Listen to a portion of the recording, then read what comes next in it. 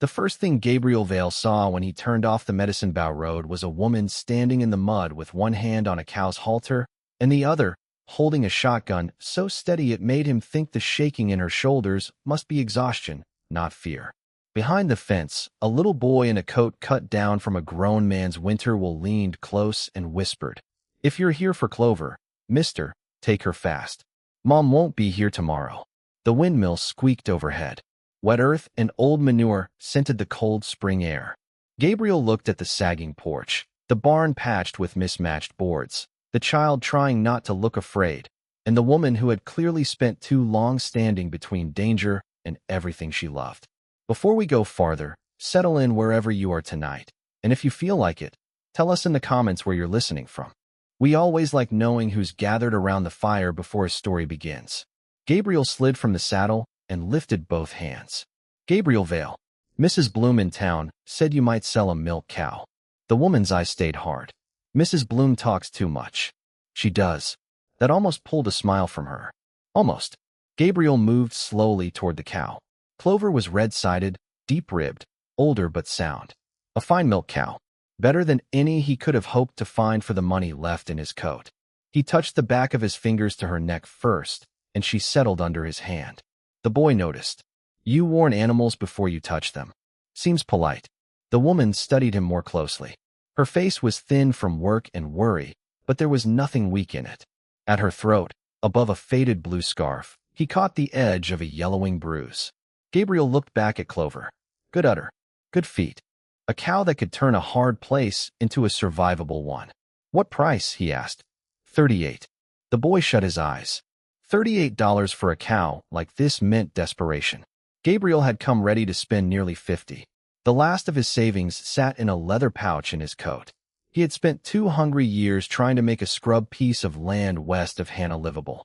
A milk cow meant butter to sell, a calf to raise, a chance not to lose the place by winter.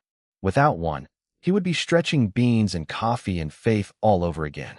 He reached for the money anyway. "Wait," the woman said. He stopped. "My name is Ruth Calder," she said. "My husband built this place.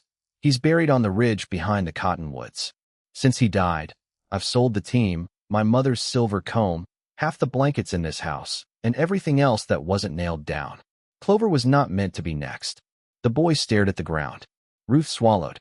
"If I sell her, I need you to take her before dark and not look back." I heard what the boy said. "Micah hears shadows and calls them thunder." Micah blurted, "I heard you talking to Mr. Redden." Ruth went still. Gabriel knew the name. Silas Redden owned land, freight contracts, the mercantile, and enough fear in Carbon County to make decent people step aside while hating themselves for it. Micah pressed on, brave only because he was terrified. He said if you didn't come tomorrow, he'd come collect what's his. "You told me to pack the small Bible and my extra socks. You only do that when you're trying not to cry." Ruth closed her eyes, then opened them and looked older than she had a moment before. "Go pump water, baby." Micah took the bucket and went, glancing back every few steps. Gabriel said, "What does Redden want?" Ruth gave a dry laugh. "Everything between this yard and the creek, same as always. The spring lot borders his west pasture. If he gets it, his herd has water straight through summer." She led Gabriel into the house. It smelled of chicory coffee, cold ash, and soap made from old lye. One chair had been mended with rawhide. The table was scrubbed nearly white. Poverty had come through this place, but so had order. Ruth set the shotgun by the door and remained standing. Daniel borrowed against seed when the rains failed. Paid most of it. After he died, Redden produced a note saying we still owed principal, interest, storage, filing fees, and every other hungry little word a man can hide behind. How much? $83 by tomorrow noon. Gabriel thought of the pouch in his coat. He had 87. Ruth saw something move in his face and shook her head at once. "No, I didn't say anything. You were about to." She folded her arms. "I am not emptying a stranger's pockets to delay my own trouble by a week. What happens if you don't pay?" The wall clock ticked loudly. Outside, the pump squealed as Micah worked the handle. Ruth looked toward the window. "He takes the house, the spring, the pasture, and the stock. And you?" Her mouth tightened.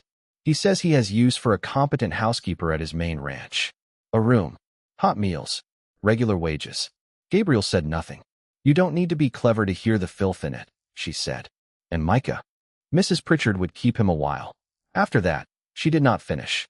Gabriel thought of another winter years before, of white wind, broken creek ice, and the lesson grief had carved into him so deep it never stopped echoing. Some choices keep killing long after the day itself is over. Micah came in with the water bucket and set it down too hard. You're not mean, he told Gabriel. No. Clover would have told me. That trust hit Gabriel harder than any demand could have. Hoofbeats crossed the yard. Ruth went pale. Gabriel stood. Silas Redden came in without knocking. He wore a fine gray coat, polished boots, and the smile of a man who mistook ownership for character. Well now, he said, looking from Ruth to Gabriel and then out toward Clover. Seems I'm not the only one in the county who can recognize value. Ruth's hand found Micah's shoulder. Gabriel did not step aside. You make a habit of opening other people's doors. Redden's smile widened. Only the ones tied to my paper. He turned back to Ruth. Tomorrow at noon, as agreed. Pay the note, or we move to the kinder arrangement I offered. I trust the boys' things are packed. Micah leaned hard against Ruth's skirt. Ruth said, the bargain was noon. That's all. It is, Redden said softly. Do choose cleanly. Untidy women invite untidy outcomes. He left the room colder than he found it. Gabriel looked at Ruth, at Micah, at the bruise at her throat, and the fear she had been turning into discipline for longer than any person should. I'm not taking the cow. You came for her. I came for a cow. Not for the last wall between a boy and a man like that. Ruth laughed once, tired and bitter. Walls are already down. Then we build another one. That night, Gabriel slept in the barn. He should have ridden on. The West was full of troubles that had nothing to do with him, and sensible men survived by keeping it that way. But through the boards he could hear Micah coughing in his sleep and Ruth walking the kitchen floor, and he kept thinking of the child's whisper at the fence. By dawn he knew he was staying, though he had no idea how to win. Ruth was breaking ice in the trough when he stepped outside. I don't need saving, she said. No, Gabriel answered. You need choices. Choices cost money. Sometimes they cost nerve. She looked at him with something halfway between annoyance and fatigue. Spoken like a man who still has some left. Over stale biscuits and weak coffee, she told him the rest. Daniel Calder had kept books for half the valley before ranching took all his time. He trusted receipts more than handshakes. After his death, Redden produced a note supposedly signed 6 weeks earlier. Ruth argued the figures were wrong. The banker shrugged. Sheriff Coyle looked uncomfortable for about a minute, and then decided comfort mattered more than truth. Did Daniel leave records? Gabriel asked. Micah, tracing circles and spilled coffee, said without looking up, Mama hid the blue book. Ruth froze. Micah's eyes flew wide. I wasn't as supposed to say. She let out a long breath. Fetch your coat, baby. Go sit with Clover. When he was gone, she pried up a floorboard beside the stove and drew out a ledger wrapped in oilcloth. Daniel's handwriting inside was neat and narrow. Feed paid. Seed paid. Wagon axle charged and later crossed out. On the last page, beside the supposed debt, stood a line in darker ink. Balance settled in full with November beef shipment. Witnessed by E. Bloom. Mrs. Bloom from the Mercantile? Gabriel asked. Ruth nodded. Etta kept the till for years. She saw more than Silas knew, and might testify. If courage were the only cost, yes. But courage is rarely the only cost. Gabriel closed the ledger. Then we raised the price of silence. They rode to town by midday with Micah hidden under a quilt in the back of the wagon. Medicine Bow was 3 muddy blocks and a rail siding pretending to be civilization. Men looked up when Ruth passed. Some nodded. Some looked away. Fear had been living among them so long it wore their faces comfortably. Mrs. Bloom met them between flour barrels in the Mercantile. She was thin, sharp-eyed, and forever smoothing her apron when worried. One look at Ruth told her enough. I prayed you wouldn't come alone, she said. I didn't, Ruth answered. In the storeroom, Mrs. Bloom studied Daniel's ledger and sat heavily on an apple crate. I remember that shipment, she said. 26 head. Your Daniel argued wait for half an hour, and then Redden took them anyway. I signed the receipt. Will you tell that to the sheriff? Gabriel asked. Mrs. Bloom snorted softly. Sheriff Coyle rubs the same spot on his badge every time Silas walks in. No, but Judge Holloway came on yesterday's train. He's hearing deeds and leans through tomorrow noon before he rides south. Hope entered the room so quietly none of them trusted it at first. The clerk at the hotel informed them that a challenge to a secured note required the original note, supporting evidence, witnesses, and a $4 filing fee. Gabriel laid the money down before Ruth could object. The original note is in Redden's safe, Ruth said once they were outside. Then we make him produce it in front of the judge. And if he doesn't? Gabriel looked across the street where two of Redden's riders lounged by the livery. Men like him never refuse clean. They make examples. Ruth followed his eyes. Then he'll come tonight. On the drive back, Micah fell asleep with his head against Gabriel's arm. Gabriel sat stiff so he would not wake him.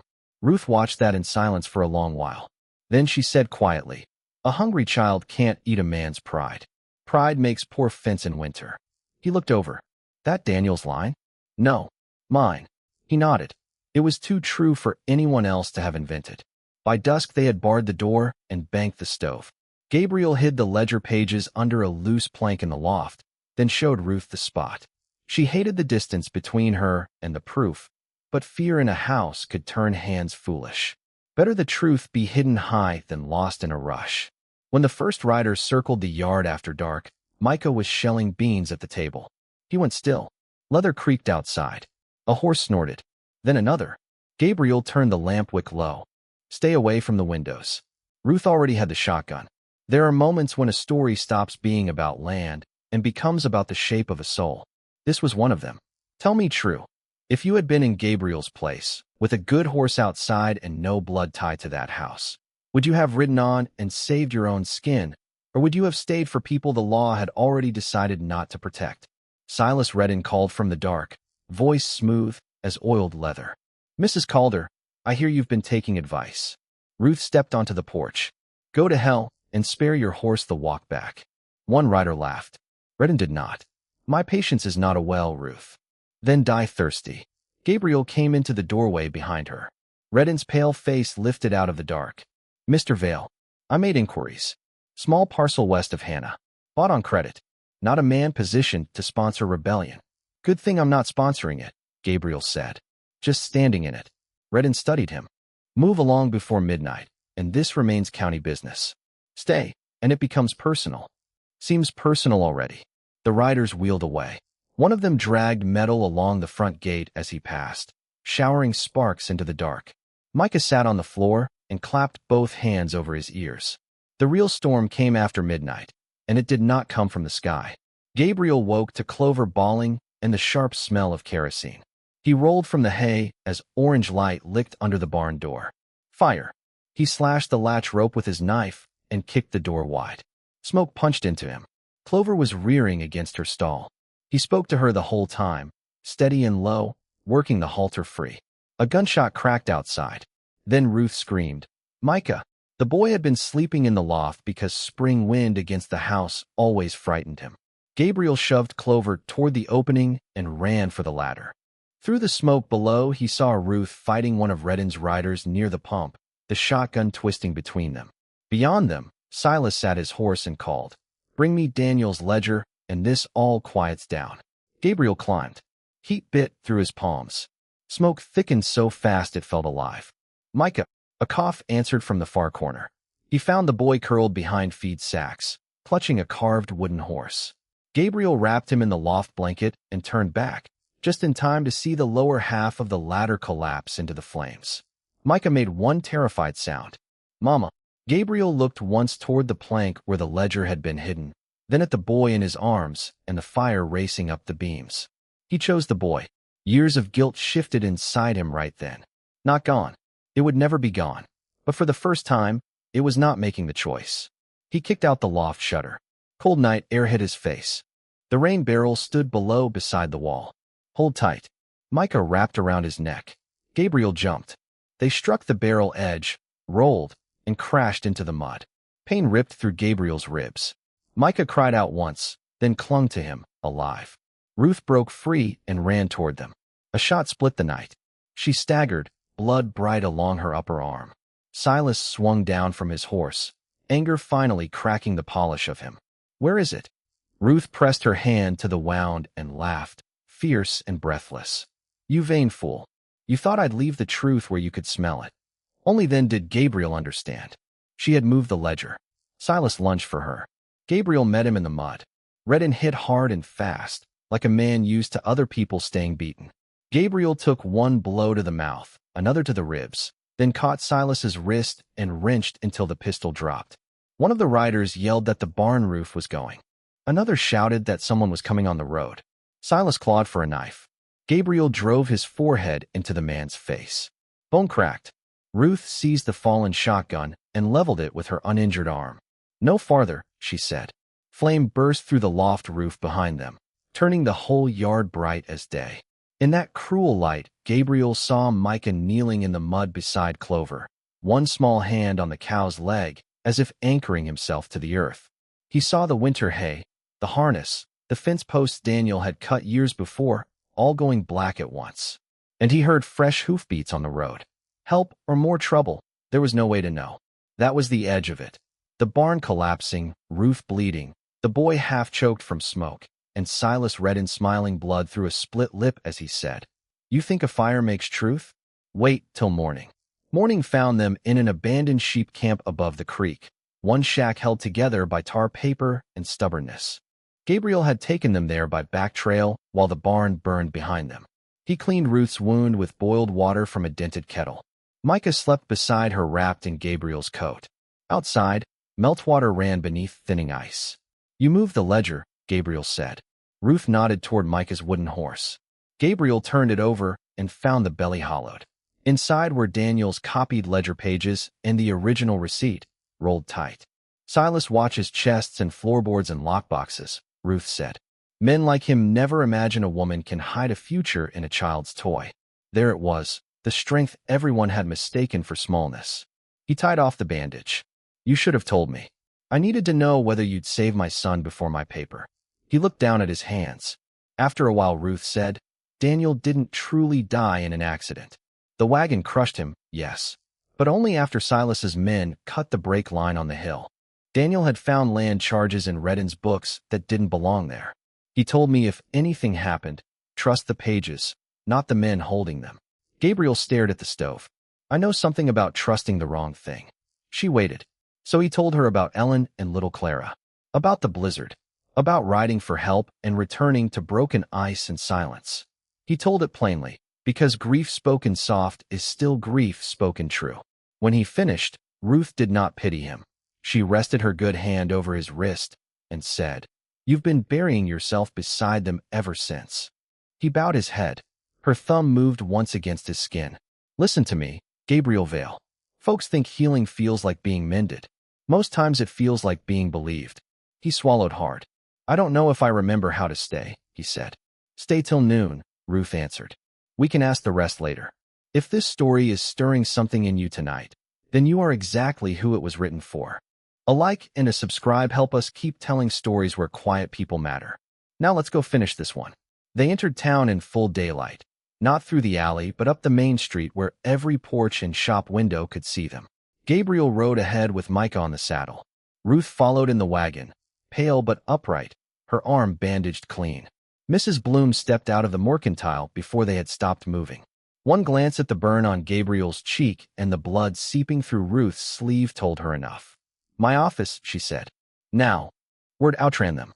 By the time Judge Holloway opened the little claims room behind the hotel, half the town had found a reason to stand nearby. The blacksmith smelled of coal. The preacher twisted his hat brim. Sheriff Coyle rubbed the same bright spot on his badge until Gabriel wanted to tear the badge clean off him. Silas Redden arrived last, lip split, dressed fresh as Sunday. He carried the original note like a man bringing scripture. Judge Holloway was a small, dry man with sharp eyes. He read the filing, accepted the evidence, and asked Redden to produce the note. Redden laid it down with a practiced sadness. Terrible business. Widow under strain. Outsider stirring nonsense. Judge Holloway turned to Ruth. "Mrs. Calder?" She rose slowly. Her hand trembled once, then steadied. "My husband did not sign with an X. Daniel Calder learned his letters at 32 and was proud enough of it to write his name on every bill he touched. This note bears an X because Mr. Redden never imagined pride survives poverty." A murmur moved through the room. Redden spread his hands. Grief clouds recollection. Ruth held up the receipt from Micah's wooden horse. Then let us trust arithmetic. The debt was settled with 26 head, delivered on November 17th. Witnessed by Etta Bloom. Mrs. Bloom stepped forward. It was. Redden's face changed slightly. Ruth went on. And there is this. Mr. Bloom changed ink suppliers in February. The store switched from iron gall to violet aniline because the rail brought it cheaper from Omaha. Daniel died in January. Yet the note Mr. Redden says my husband signed in December carries the new purple ink. It was a small domestic detail. The sort of thing powerful men never think can ruin them. It ruined him anyway. The blacksmith barked. True enough. Bought a bottle that week and stained my fingers for days. The preacher's wife spoke up from the back. Mine too. Then another voice. Then another. Not heroic people. Just people who had been waiting to learn whether courage spread from one body to the next. Judge Holloway held up a hand. Mr. Redden, do you contest the witness on the ink? Redden's smoothness slipped. This is theater. No, Gabriel said. Theater is when a rich man calls extortion mercy and expects us to clap. Redden turned on him. You burned that barn yourself. Then tell the judge why your rider Pike bought kerosene after dark, Gabriel said. Mrs. Bloom shut her eyes briefly, then opened them. He did. Judge Holloway's gaze snapped to Sheriff Coyle. You will investigate the fire immediately. And the death of Daniel Calder. Coyle swallowed. Yes, Your Honor. Redden knew then that fear had started abandoning him. Men like that can survive accusation. They rarely survive witnesses finding each other. He went for his gun. Gabriel moved first. He caught Redden's wrist as the revolver cleared leather and slammed him into the clerk's desk hard enough to crack the edge. The gun skidded across the floor. Redden lunged for it. Gabriel drove a fist into his body, then his jaw, and held him face down while Sheriff Coyle, shamed by every eye in the room, snapped irons over his wrists. No one cheered. It felt too much like church for cheering. Judge Holloway voided the note on the spot, restored the Calder deed, and ordered an audit of every lien Silas Redden had recorded in the last 4 years. That was the first destruction. The rest came in pieces. Mrs. Bloom opened old account books and found false charges laid against 7 families. The banker, quick to smell a falling wall, called Redden's loans. 2 ranch hands admitted under oath that the brake line on Daniel Calder's wagon had been cut on Redden's orders. By summer, the main Redden spread was sold section by section to cover damages, court costs, and stolen claims. The spring lot he had wanted most stayed exactly where it belonged. Silas Redden did not leave with dignity. He left Carbon County in chains for Cheyenne to answer for forgery, arson, and murder. The better changes happened closer to the ground. Town women raised Ruth a new barn in 3 Saturdays. The blacksmith reset Gabriel's stovepipe free. Mrs. Bloom extended credit and then pretended not to notice when Ruth repaid every penny sooner than expected. Sheriff Coyle still rubbed his badge, but now he looked ashamed while doing it.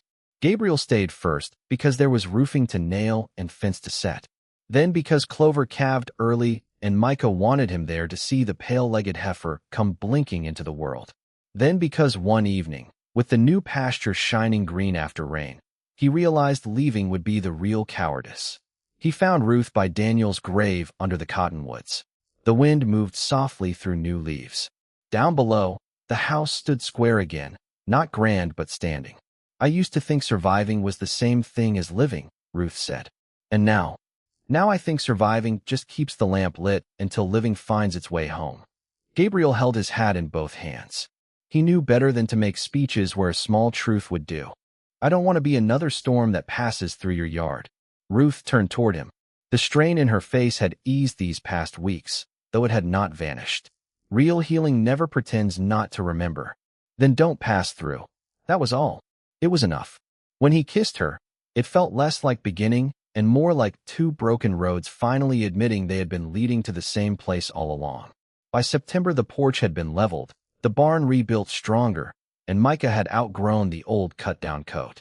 Clover's calf followed Ruth everywhere and had been named Glory after much debate and no compromise. Gabriel brought his few things from Hannah before first frost: a trunk, 2 books, a chipped china cup, and a pair of yellow mittens wrapped in cloth. He told Ruth whose they had been. She kissed the burn scar on his cheek and did not ask him to stop remembering. Winter found the Calder house warm. Bread rose by the stove. Micah no longer whispered unless he was telling secrets to the dog. Ruth laughed more easily, though never cheaply. Gabriel learned that peace was not the absence of sorrow. It was having somewhere to carry it where no one asked you to bear it alone. In spring, after the calves were branded and the creek ran full, Ruth used compensation from the sale of Redden's ranch to buy back the east pasture and set a school desk by the window for Micah. She also put a second rocking chair on the porch, which was her way of saying some promises did not need speaking twice. Years later, travelers on that road remembered the Calder place by the sound of evening there. Cowbells down in the lower grass, Micah reading aloud to the dog, Ruth humming over a pan of biscuits, and Gabriel coming in from the fence line with Glory's first calf trailing behind him in the dust. Peace, he learned, is the sound of someone setting an extra plate without ever asking if you're staying. And through the kitchen window, under lamplight gold as honey, their shadows moved together across the wall while the whole blue pasture settled gently into night. Next time, we'll tell the story of a deaf seamstress sent west because her brothers called her a burden, and the scarred rancher who understood her silence better than any spoken vow ever could.